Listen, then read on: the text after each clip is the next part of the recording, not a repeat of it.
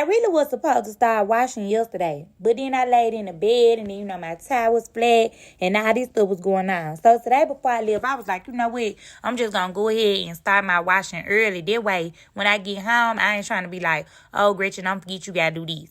So when church was over, I went ahead and went to Target. And y'all already know I got to buy something at the dollar section. I don't know when I'm going to use this, but I'm going to use it.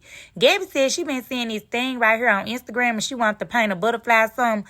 I don't know, whatever. But y'all already know Gabby got to get one of these every time we come to Target. She said she needed new pajamas too. So she said she wanted like a long one because it just feel like it's going to be so comfortable. I'm like, okay, go ahead. Gabby had already been saying she wanted a Korean corn dog. Baby, why is the corn dog $9 when I can get a whole box for that? Y'all know my girl got to pray. And she said the corn dog was like really good. I'm just happy she's smiling. Like little simple stuff like this make my girl smile. And I'm really all for it. When we left there, we went to Insomnia Cookies because, baby, they got that peanut butter and jelly cookie